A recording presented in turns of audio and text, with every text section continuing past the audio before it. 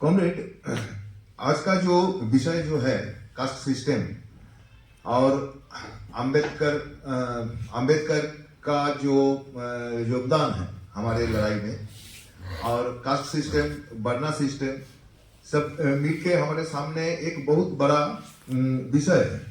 ये जो आप लोग जानते हैं कि कम्युनिस्ट जो का जो चर्चा जो है कम्युनिस्ट लोगों का जो डिस्कोर्स जो चल रहा है, in this discourse this caste question is very important question and at the same time it is one of the most debatable question also. ये लेके सबसे ज्यादा बहस भी हुआ, ज्यादा तर्क हुआ और हो रहा है, आज भी हो रहा है। क्योंकि आप लोग जानते हैं कि जब हम लोग 2011 साल में पहला बार 2009 से शुरू किया था, लेकिन 2011 में जब हमारा नवी कांग्रेस जब हुआ भुवनेश्वर, उस टाइम हम लोग कास्ट एनिहिलेशन के बारे में एक कंक्रीट निर्णय पर पहुंचे थे। वो इसलिए पहुंचे थे क्योंकि हमें ये लगा कि आज जो हम लोग उस टाइम आप लोग जानते हैं कि कास्ट को लेकर के बहुत सारे लड़ाई भारत में चल रहे थे। एक पश्चिमी उत्तर प्रदेश में चल रहा था, वो जो है आजाद, क्या नाम है, चंद्रशेखर आजाद, उनका लड़ाई चल रहा था। जेएनयू में उस टाइम ये जो आवाज कास्ट के खिलाफ में आवाज बहुत जोर शोर से उठ रहा था और बहुत सारे लड़ाई भी चल रहा था देश का विभिन्न जगह में कि ये कास्ट लेकर के लड़ाई चल रहा था।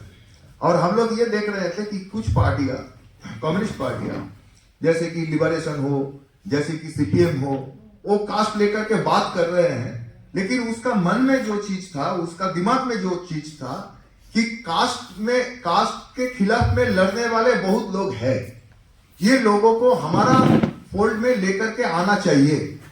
Those who are fighting against the caste system, we have to bring them in our fold.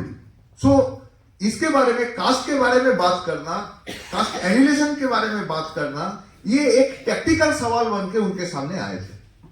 ये एक टेक्निकल सवाल था कि कैसे, क्या क्या बोलने से, क्या करने से ये लोग जो आज कास्ट एनिहिलेशन के बारे में बोल रहे हैं, जातिगत उत्पीड़न के खिलाफ में आवाज उठा रहे हैं, इसको कैसे हम हमारे फोल्ड में लेकर के आ सकते हैं। इसीलिए हमको कास्ट के बारे में बोलना चाहिए, ये उनका आइडिया था। तो ये टेक्निकल क्वेश्चन था। हम लोग ये सोच रहे थे कि ये हमारा टेक्निकल क्वेश्चन नहीं है, ये एक स्ट्रेटेजिक क्वेश्चन है।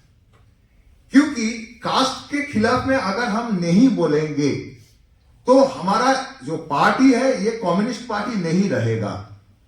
भारत में एक कम्युनिस्ट पार्टी को कम्युनिस्ट पार्टी होने के लिए उसको मजदूर वर्ग का आवाज को उठाना पड़ेगा, मजदूर वर्ग को रिप्रेजेंट करना पड़ेगा, दलित उत्पीड़ित को रिप्रेजेंट करना पड़ेगा, कास्ट का जिसको बोला जाता है सो कॉल्ड बैकवर्ड कास्ट, ये बैकवर्ड कास्ट का जो इंटरेस्ट है, उनका जो लड़ाई है, उसको रिप्रेजेंट करना पड़ेगा भारत में, तब जाकर के ये कम्युनिस्ट पार्टी बनेगा।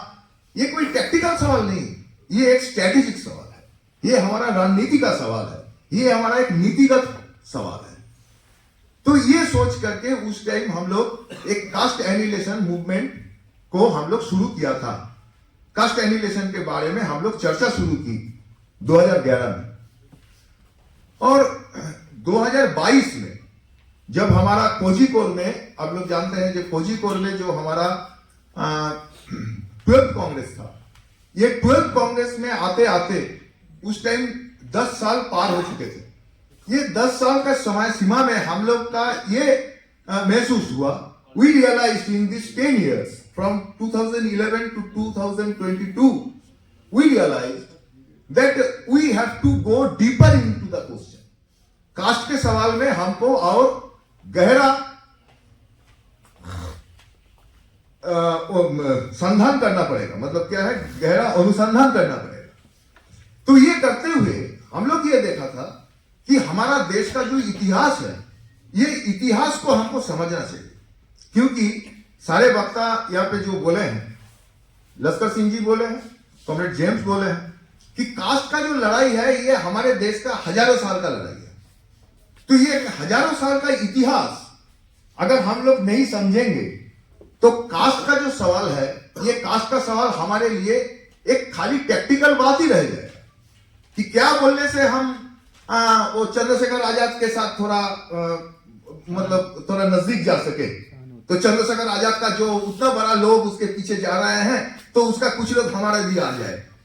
हम लोग एक दुकान खोल के बैठे हैं, तो हमारे दुकान कैसे थोड़ा सा जमे, थोड़ा सा लोग आए। तो ये जो टेक्निकल आइडिया कम्युनिस्ट लोग हमारे देश में पूरे 100 साल से लेके चल रहे हैं, हम लोग ये टेक्निकल जो अंडरस्टैंडिंग है, ये टेक्निकल अंडरस्टैंडिंग से बाहर जाना चाहा। हम लोग चाहा कि ये हमारे पार्टी जो हम लोग तैयार कर रहे हैं, ये एक कम्युनिस्ट पार्टी क्या क्या करने से एक कम्युनिस्ट पार्टी होगा, एक कम्युनिस्ट पार्टी का स्ट्रेटेजिक सवाल क्या है, ये कम्युनिस्ट पार्टी का नीतिगत सवाल क्या है, मतादर्शिक सवाल क्या है, सिद्धांतिक सवाल क्या है। ये देखते हुए हम लोग देखा कि कास्ट क्वेश्चन हमारे लिए बहुत इंपॉर्टेंट है, और कास्ट क्वेश्चन को समझने के लिए हमारा जो इतिहास है, ये इतिहास को हमको समझना पड़ेगा। इसीलिए आप देखिएगा कि हमारा जो नया दस्तावेज जो है, पार्टी डॉक्यूमेंट जो नया दस्तावेज है, ये नया दस्तावेज में आपको कुछ पॉइंट्स मिलेगा। 3.3, 3.4, 3.5 ऐसा जो इसमें है, 3.4, 3.5, 3 पॉइंट्स ऐसा है जहां पे आपको मिलेगा। जैसे हमारे देश का जो इतिहास है, ये इतिहास के बारे में हमारा क्या कहना है, उसका हम लोग वहां पे लिखा है। तो आप लोग जानते हैं, ये लेके उस टाइम तो बहुत बड़ा तर्क हुआ, बहुत बड़ा डिबेट हो गया। कुछ लोगों का कहना था ये सब देने का कोई जरूरत नहीं है, ये इतिहास नहीं है, हमारे पार्टी डॉक्यूमेंट कोई इतिहास चर्चा करने का जगह नहीं है। Party document is not a place to discuss history. तो उस टाइम ये सब बोल के कुछ लोग चले गए हैं, जो चले गए हैं चले जाने दीजिए। तो जो हम लोग है, हम लोग आज जाकर के ये समझ रहे हैं कि फैसीवाद के दौर में, at the time of fascism, history is the one of the very crucial area of world. इतिहास हमारा जो फैसीवाद के साथ जो युद्ध जो चल रहा है, जो वर्ड जो चल रहा है, उसके एक बड़ा क्षेत्र है इतिहास। डिमिट्रोव ने भी जब उनका प्रिपरेशन ये किया था, पेपर प्रस्तुत किए थे, डिमिट्रोव भी बोले थे कि फैसिस्ट लोग ऑलवेज हिस्ट्री को अपना जो स्वार्थ है, वो स्वार्थ से वो यूज कर रहे हैं, इसीलिए वो हिस्ट्री को डिस्टॉर्ट करते हैं, हिस्ट्री को पलट देते हैं, हिस्ट्री को नया हिस्ट्री लिखते हैं अपना मर्जी के खिलाफ, अपना मर्जी के माफिक। तो हम लोगों को देखना पड़ेगा कि हमको ये हिस्ट्री समझना पड़ेगा। History is one of the very crucial area of work against the fascism, because fascism is using history in their interest. That is why they are distorting history and they are using history to justify the fascist rule. तो इसीलिए हमको इतिहास के बारे में कुछ मतलब idea होना चाहिए। तो हम लोग, हमारा जो पार्टी डॉक्यूमेंट है, ये पार्टी डॉक्यूमेंट है, वो लिखा है। यहाँ पे हम लोग देखे हैं कि साथी कि हमारे देश में जब ये जो एरियन लोग जो आया, एरियन लोग आने के बाद हमारे देश में उस टाइम एक बहुत ही डेवलप सभ्यता था। There is a very developed civilization at that time in our country that was called Sindhu सभ्यता, सिंधु घाटी की सिंधु घाटी की सभ्यता, इंडस वैली सिविलाइजेशन इंग्लिश में, हिंदी में सिंधु घाटी की सभ्यता। तो ये सिंधु घाटी की जो सभ्यता थी, ये आज तो ये सभी लोग जानते हैं कि एकदम ईरान अफगानिस्तान बॉर्डर से लेकर के इधर एकदम गुजरात तक एक इतना बड़ा जायगा लेकर के आज करीब करीब 200 साइट्स, 200 जगह अभी ये हुआ है, डिस्कवर्ड हुआ है, जहां पे ये दिखा गया है कि इसमें सिटीज था, 200 cities. It is not a matter of joke. In a civilization that was at least 3,000 years before, 3,000 years before there was a civilization, or 3,000 or 4,000 years before there was a civilization where more than 200 cities. So it was not a matter of joke. It was a big civilization. And ये जो सभ्यता थी, ये सभ्यता की पतन हुई, और ये सभ्यता के जो लोग थे उसके साथ ये जो आर्यन लोग जो था, ये उसके साथ एक संघात हुई। ये संघात के पूरे डिस्क्रिप्शन हमारा साहित्य में है, हमारा काव्य में है। जैसे कि हिंदू जो थियोलॉजी जिसको बोला जाता है, सारे के सारे हिंदू थियोलॉजी, ये जो पूरा पूजा का मौसम चला, जो दुर्गा पूजा, काली पूजा लेकर के पूरा बंगाल में और पूरा पूर्वी क्षेत्र में जो ये पूजा का मौसम चला, इसमें क्या बोला गया? ये तो देव और असुर के संघात के बारे में बोला गया जो पूजा चलता है। तो ये लड़ाई थी कि एरियन रेस के साथ, एरियन जो लोग थे उसके साथ हमारे देश का जो भूतपूर्व लोग था, जो सिंधु घाटी की सभ्यता का निर्माण किया था, उसके साथ जो संघात है उसी का ही वर्णन है। उसमें क्या कहा गया? उसमें कहा गया कि वो आर्यन लोग सुपीरियर है। आज देखिए, आज पूरा आप मिनिस्ट्री में जाइए, आज दिल्ली म्यूजियम में जाइए, दिल्ली म्यूजियम में जितना सिंधु घाटी की सभ्यता जो है, इंडस वैली सिविलाइजेशन है, वो नाम वो चेंज कर दिया है। इंडस वैली सिविलाइजेशन का जो नाम है वो चेंज करके वो अभी क्या किया है? वो किया है कि इंडस सरस्वती इंडस सिविलाइजेशन। ये सरस्वती को वहां पे लेकर के आया। Saraswati is a river, Rig वैदिक रिवर। ऋग वेद में हम लोग ये सरस्वती के बारे में जानते हैं, एक रिवर के नाम है।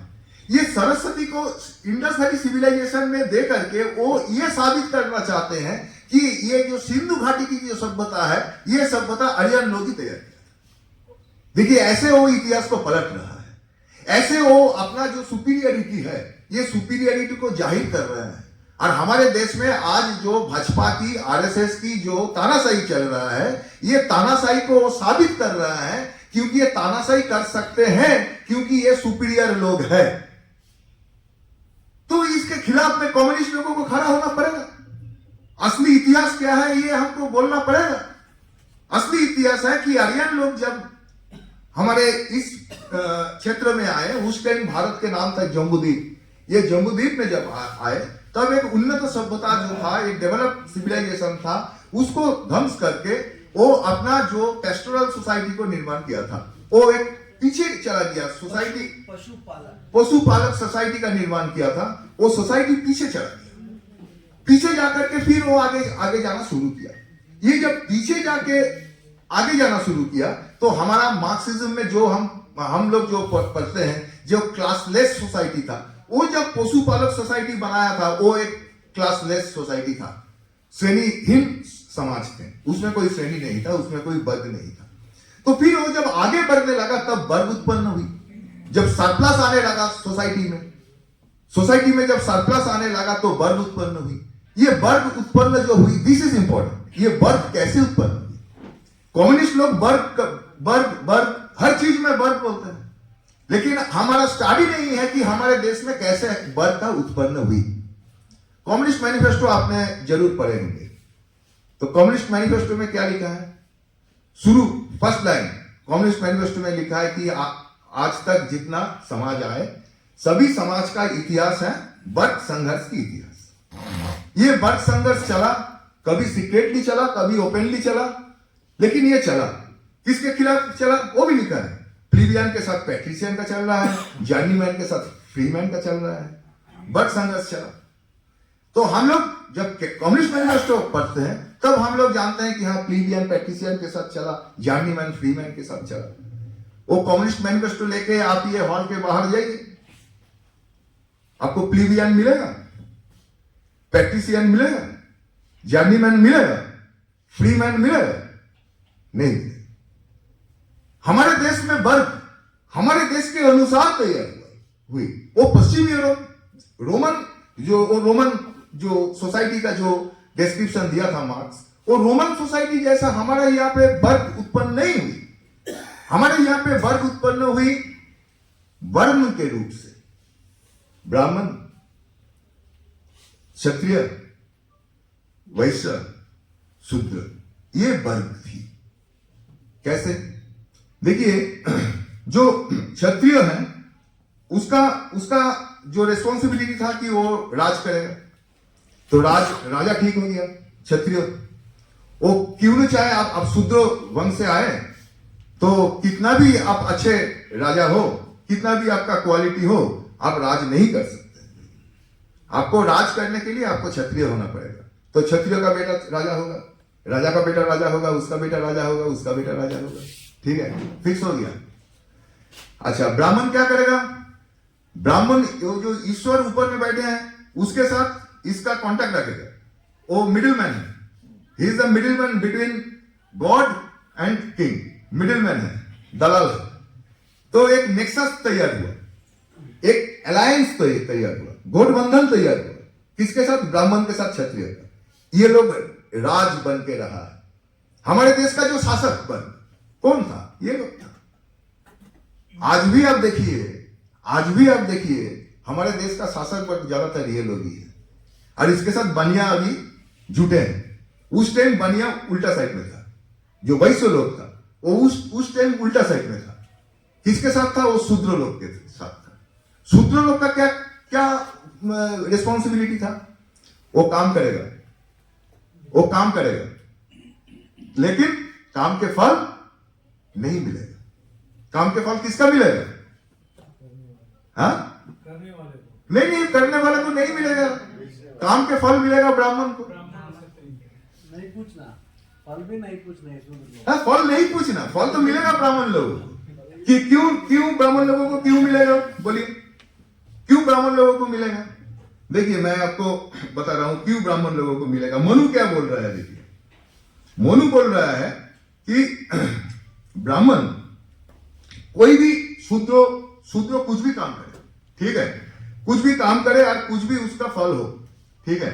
ब्राह्मण वो ले सकते हैं बिना पूछे, बिना सोच के, बिना मन वेदना के साथ वो ले सकते हैं। क्यों ले सकते हैं? क्योंकि ब्राह्मण होने के नाते एक ब्राह्मण ये दुनिया में जो चीज है सारे चीज का मालिक है।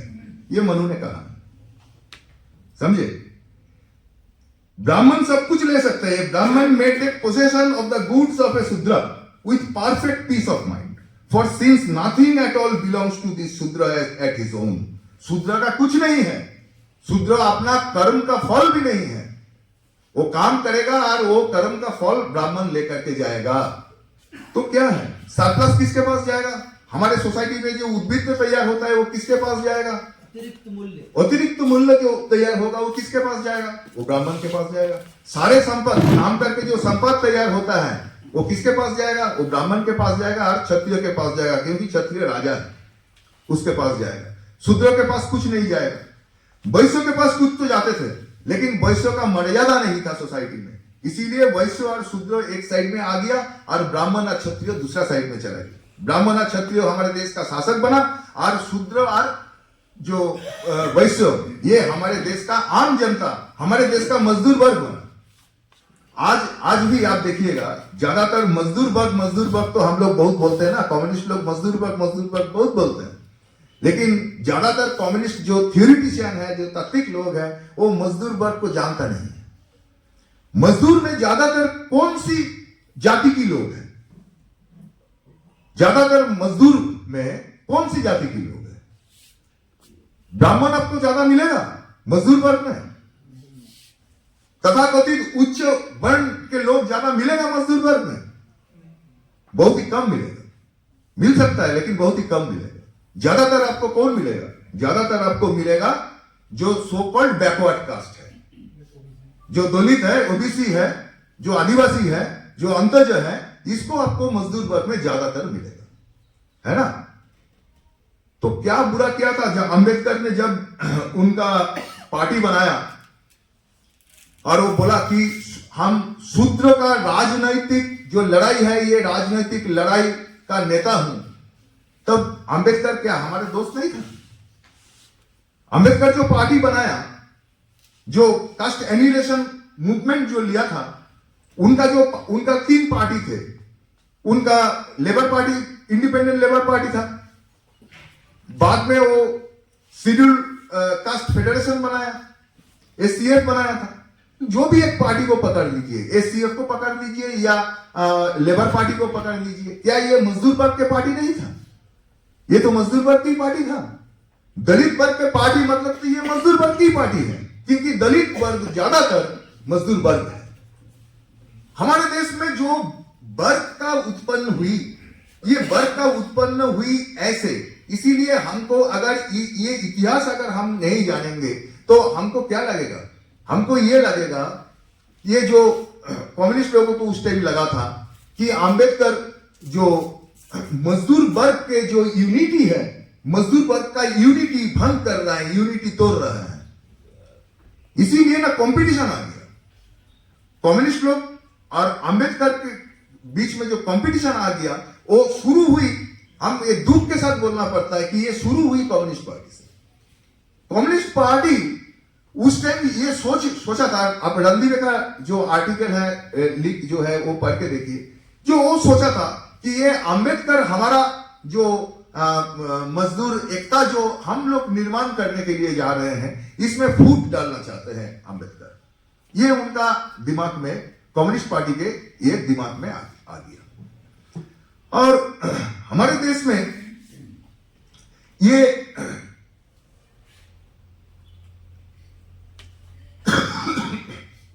अंबेडकर के खिलाफ में कम्युनिस्ट पार्टी का बहुत सारे पॉइंट है। कम्युनिस्ट पार्टी बहुत सारे चीज बोलते हैं,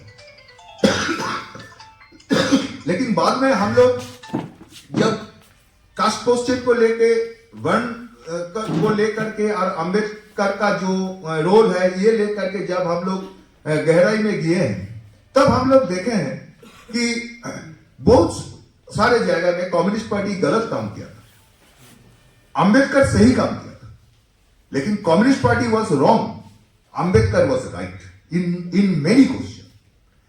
मैं एक मिसाल दे रहा हूं कॉमरेड, देखिए अंबेडकर के खिलाफ में एक एलिगेशन है कम्युनिस्ट लोगों का। एलिगेशन यही है कि अंबेडकर ब्रिटिश के खिलाफ वो लड़ना नहीं चाह वो ब्रिटिश के साथ एक समझौता किया था। Ambedkar was a stooge of British imperialism. Ambedkar did not want to fight British imperialism.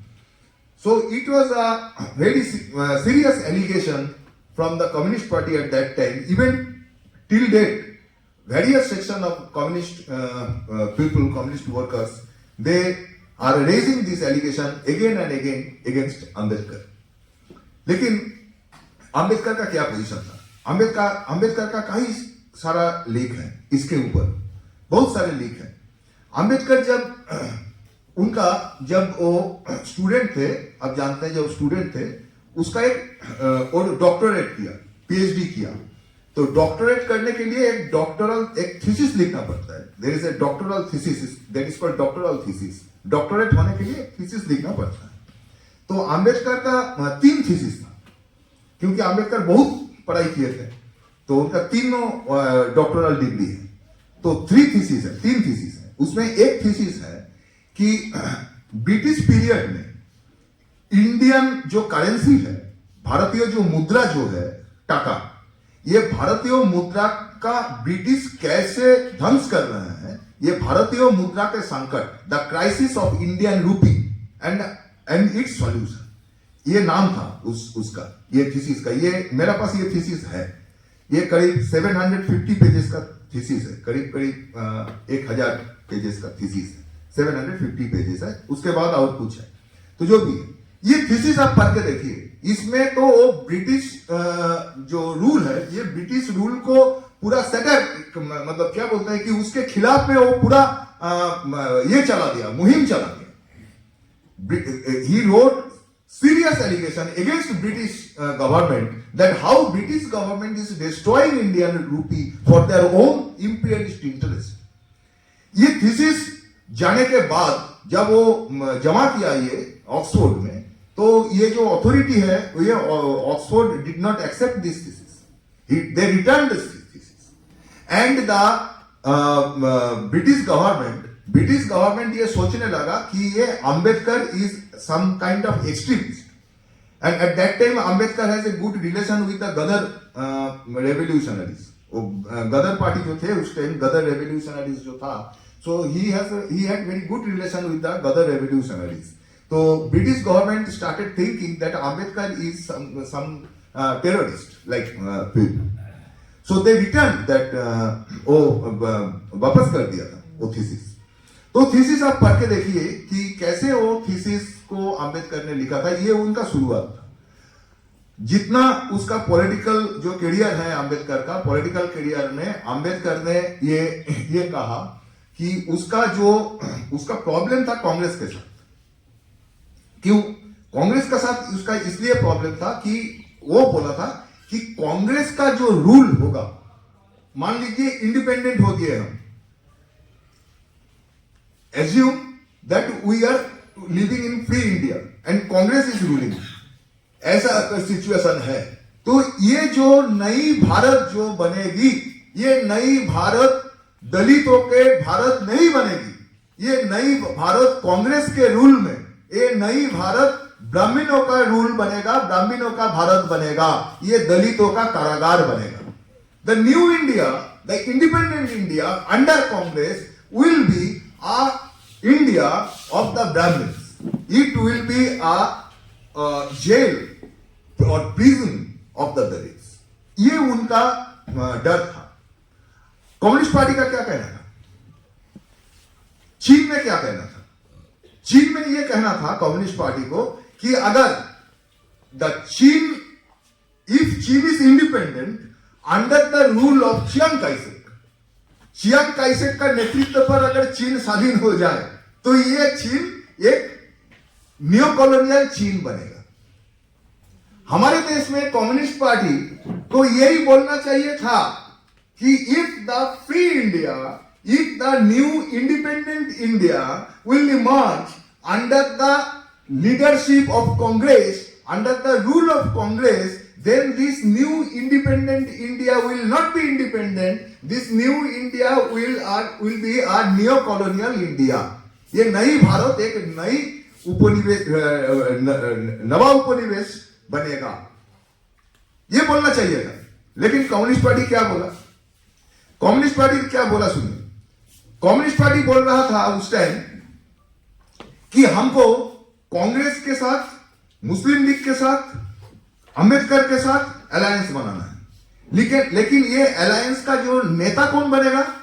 ये अलायंस का नेता बनेगा गांधी। जब अंबेडकर के साथ गांधी का पुणे पैक्ट को लेकर के और बहुत सारे सवाल लेकर के बहुत बड़ा वैचारिक संघात चल रहा है, जब अंबेडकर गांधी को विश्वास नहीं कर रहे हैं, तब कम्युनिस्ट लोग ये महात्मा गांधी को ये जाति का पिता माना था। PC Joshi was the general secretary of the Communist Party at that time, and you please read the correspondence between PC Joshi and Mahatma Gandhi. Mahatma Gandhi ने पीसी जोशी को एक पत्र लिखा। पत्र लिख करके उन्होंने कहा कि you please submit your accounts to the Congress, communist party का अकाउंट्स उसको सबमिट करना पड़ेगा कांग्रेस को। क्यों? Because somebody told Gandhi that Communist Party is getting money from Russia. Communist Party is getting money from Russia. Somebody told Gandhi. So Gandhi was telling to PC Joshi that you must submit your accounts to us. We will check and we will see whether you are getting really money from Soviet Union or not. Russia से तुमको पैसा मिल रहा है कि नहीं मिल रहा है वो हम लोग देखेगा। तो आपके ये भेजो, अकाउंट भेजो। इसका उत्तर दिया पीसी जोशी ने। ये महात्मा गांधी का लेटर था, उसका उत्तर दिया पीसी जोशी ने। पीसी जोशी ने क्या कहा? पीसी जोशी ने कहा कि ऐसा बात अगर मेरा बाप हमको बोलता तो मैं वो बाप का मुंह नहीं देखता। I will not see the face of my father if my father would say such a thing to me. But you are the father of nation. आप जाति का पिता हो, आपको मैं कैसे अमान्य कर सकता हूं? This was the situation. राष्ट्र का पिता। So this was the relation between Communist Party and Congress. PC Joshi, the General Secretary of the Communist Party, and the Mahatma Gandhi of Congress, head of the Congress at that time. ये समझना पड़ेगा। तो अंबेडकर क्या करेंगे? अगर आप अंबेडकर की जगह में होते तो क्या करते? अंबेडकर क्या करेंगे? अंबेडकर देख रहा है एक तरफ महात्मा गांधी जो है ये दलितों का एक भी डिमांड नहीं मान रहा है। महात्मा गांधी जो है वो चाहते हैं कि जाति धर्म बजाय रहे हमारे देश में। वो बोलता है महात्मा गांधी कि हमारा हिंदू धर्म में ये जाति भेद जो प्रथा है, ये जाति भेद प्रथा हमारे लिए इंपॉर्टेंट है। हाँ, कुछ सुधार चाहिए, कुछ there must be some reforms, but the system of the Hindu religion, Hindu caste, that should be there. That was the attack of Mahatma Gandhi. That was opinion of Mahatma Gandhi. तो अम्बेडकर क्या बोल रहा है, अम्बेडकर क्या करेंगे? और ये गांधी के साथ कम्युनिस्ट पार्टी का बाप और जो संतान है, बाप बेटे का रिलेशन बन रहा है। क्या करेंगे अम्बेडकर? और कम्युनिस्ट लोग अम्बेडकर को बोल रहे हैं, अम्बेडकर को दोनों से दूर जा रहे हैं। ये देखते हुए अम्बेडकर दोनों से दूर जा रहे हैं। और कम्युनिस्ट पार्टी बोल रहा है, देखो देखो, ये अम्बेडकर लड़ाई नहीं चाहते हैं, ब्रिटिश के खिलाफ लड़ाई नहीं चाहते हैं, लेकिन अंबेडकर लड़ाई चाहते हैं, लेकिन लड़ाई चाहते हैं किसका नेतृत्व पर? शूद्रों का नेतृत्व पर। यह समझना पड़ेगा, शूद्रों का नेतृत्व पर। क्या कम्युनिस्ट पार्टी भी उस टाइम यही उसका डिमांड नहीं होना चाहिए था? उसका जो चाहत यही नहीं होना चाहिए था कि हम जो शूद्र जो आगे बढ़ रहे हैं, जो हम कम्युनिस्ट पार्टी और अंबेडकर ये दोनों के बीच अगर अलायंस बनता उस टाइम, कम्युनिस्ट पार्टी और अंबेडकर के साथ उस टाइम अगर अलायंस बनता, तो उस टाइम कांग्रेस का हाथ से हमारे देश का जो नेतृत्व जो था, जो स्वतंत्रता का जो लड़ाई का नेतृत्व जो था, ये नेतृत्व हम लोग छीन सकते थे, कम्युनिस्ट पार्टी छीन सकते थे। मेरा चाहे बोलना हो तो जो भी है बोल गया। तो कॉमरेड, उस टाइम अगर ये अलायंस बनता, ये अलायंस अगर होता उस टाइम, तो कांग्रेस के हाथ से स्वतंत्रता का जो लड़ाई थे, वो लड़ाई का नेतृत्व हम लोग छीन सकते थे। अगर छीन सकता तो क्या होता? आज भारत कैसे बना? आज अंबेडकर का जो बात थी उस टाइम, ये सत्य हुआ कि नहीं हुआ? कांग्रेस के जमाना में हमारा भारत जो बना, ये भारत में दलितों का कोई जगह था? अंबेडकर को भला वो चेयरमैन बना दिया, वो संविधान कमेटी का बना दिया, लेकिन हुआ क्या? दलित क्या कहां दिया? हमारे देश में शूद्र कहां दिया? हमारे देश में backward, so called backward caste के लोग कहां दिया? आज हमारे देश में ये लोगों के हाथ में सत्ता है क्या? भारत जो बना, नया भारत जो बना, स्वाधीन भारत जो बना, ये शूद्रों का कारागार नहीं बना, दलित लोगों का कारागार क्या नहीं बना? अंबेडकर का बात ही तो सत्य हुआ। कम्युनिस्ट लोग उस टाइम को ये समझ नहीं पाए। क्यों समझ नहीं पाए? उसका पीछे एक बहुत बड़ा कारण है कि वो कम्युनिज्म को यूरोप में जैसे कम्युनिज्म का कामकाज चला, जो डिस्कोर्स जो चला, जो चर्चा चला, उसी को वो भारत में एकदम क्या बोलते हैं उसको, रेप्लिका बनाना चाहा, हुबहू करना चाहा, मैकेनिकल एप्लीकेशन ये करना चाहा। इसका नतीजा है कि कम्युनिस्ट पार्टी के साथ अंबेडकर का जो संपर्क जो है, ये संपर्क जो बनना चाहिए था उस टाइम, लेकिन वो बन नहीं पाया। और एक मिसाल दे रहा हूं कांग्रेस।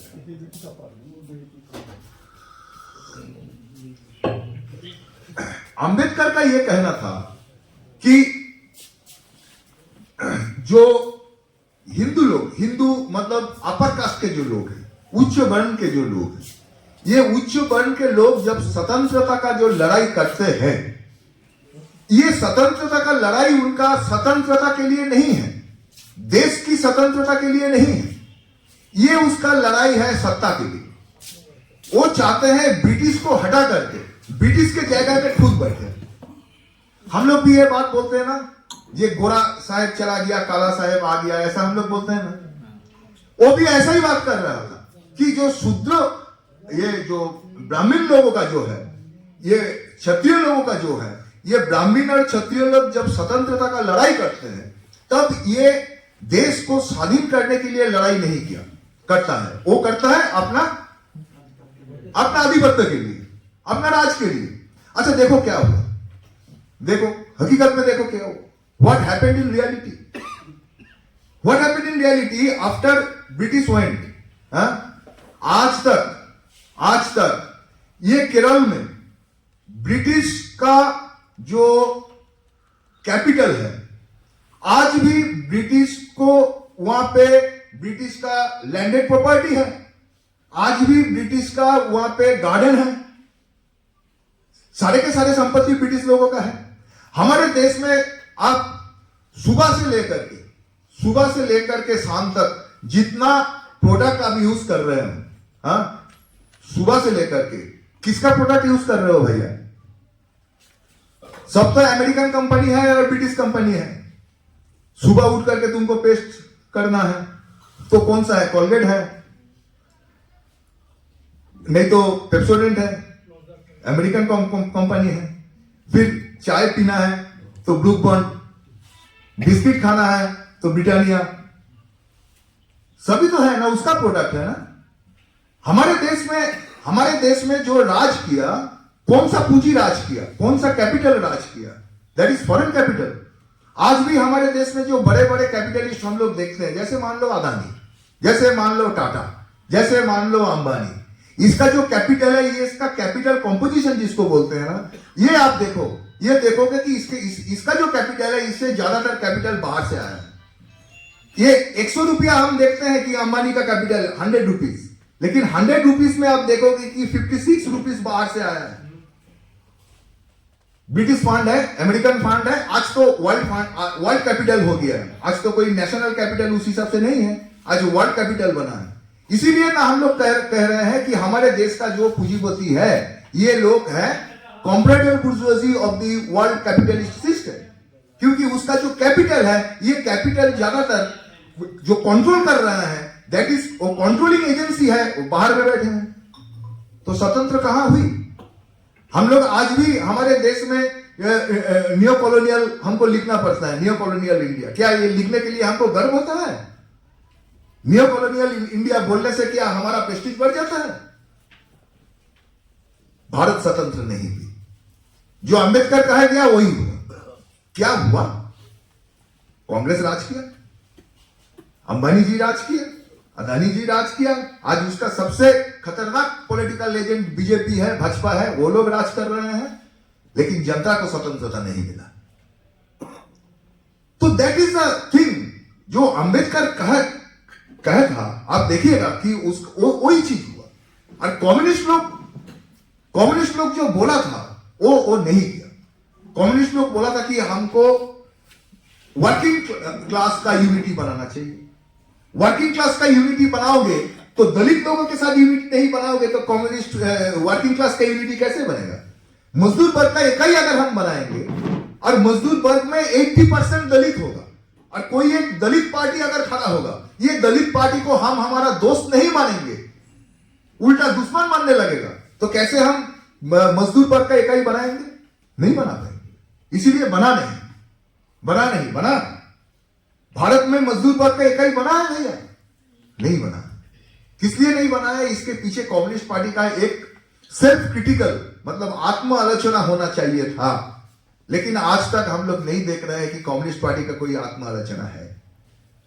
इसीलिए सीपीआईएमएल रजिस्टर हम लोग जाति का सवाल, जाति वर्ण का सवाल को जो हम लोग सीरियसली हम लोग चर्चा कर रहे हैं, इतिहास के साथ उसका क्या संपर्क है, ये संपर्क को हम लोग देख रहे हैं और उसी का जो लाइट में, उसी का क्या बोलते हैं, प्रकाश में आज हम लोग हमारा जो कर्तव्य है, ये कर्तव्य तैयार करते हैं। आज के दिन में एक इंपॉर्टेंट बात है, वो बोल करके मैं मेरा प्रेजेंटेशन को खत्म करूंगा। ये कॉमरेड लश्कर सिंह जी एक बहुत इंपॉर्टेंट बात कहा। लश्कर सिंह जी बोला कि नकली अम्बेडकराइट से सावधान। नकली अम्बेडकराइट को हम लोग बोलते हैं नियो अम्बेडकराइट। नियो अम्बेडकराइट बहुत सारे पार्टियां हैं, there are lot of neo Ambedkarite party in India. ये लोग क्या करते हैं? ये लोग चाहते हैं कि ये जो जाति का जो सिस्टम है, ये जाति का सिस्टम रहे,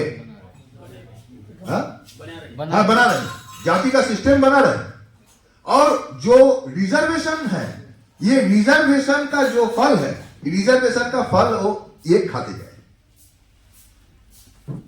साथी, रिजर्वेशन क्या है? रिजर्वेशन एक टेम्पोररी मामला है। जब तक ये जाति व्यवस्था है तब तक रिजर्वेशन का काम है। लेकिन हम क्या चाहते हैं? हम क्या रिजर्वेशन चाहते हैं? हम चाहते हैं कि ये जाति व्यवस्था खत्म हो। जाति व्यवस्था को खत्म करना चाहिए, रिजर्वेशन नहीं। भारत में जो शूद्र है, भारत में जो अंतज है, भारतवर्ष में जो तथाकथित जो पिछड़े वर्ग है, उसका राज बने, उसको रिजर्वेशन मिले, वो टेम्पोररी बात है, वो आज का बात है। लेकिन हमारा दूर का जो सपना वो नहीं है। हमारा दूर का सपना है उसको राज बनाना है। जो अंबेडकर का सपना था, जो गौतम बुद्ध का सपना था, जो हमारे देश में बुद्धा से सिद्धा, जो हम लोग बोलते हैं बुद्धा से सिद्धा, जो लड़ाई चला हमारे देश में, ये लड़ाई का जो सपना था कि अंतजों का राज बने, मजदूर के राज बने, शूद्र के राज बने, ये हमारा सोच है। तो नए अम्बेडकराइट लोग जो है, ये जो अम्बेडकराइट पोजीशन था कि जाति को खत्म करो, जाति को उन्मूलन करो, जाति व्यवस्था को ध्वस्त करो, ये छोड़ दिया। ये छोड़ के अभी ये रिजर्वेशन के पीछे सीमित हो गया है। हम लोग भी रिजर्वेशन के पक्ष में हैं, ऐसा सोचने का कोई कारण नहीं है कि हम लोग रिजर्वेशन के खिलाफ हैं। लेकिन हम रिजर्वेशन के तब तक पक्ष में हूं जब तक ये जाति व्यवस्था है। लेकिन हम तो चाहते हैं कि जाति व्यवस्था को ध्वस्त करना, ये जाति व्यवस्था को उन्मूलन करना, इसको ध्वंस करना, इसको एनिलेट करना, ये तो हम चाहते हैं। ये लक्ष्य अगर हट जाए, खाली रिजर्वेशन पे सीमित हो जाए, तो ये जो पॉलिटिक्स बनता है, ये पॉलिटिक्स को बोलता है कि नई Ambedkarite politics, neo Ambedkarite politics. ये नियो अम्बेडकराइट पॉलिटिक्स से हमको सचेतन होना पड़ेगा। नियो अम्बेडकराइट जो लीडरशिप है, इसके पीछे जो जनता भाग रहा है, उसको सच्ची में उसको वहां से खींच करके लड़ाई के मैदान पर, जाति उन्मूलन के जो लड़ाई है, ये लड़ाई के मैदान पर लेके आना है।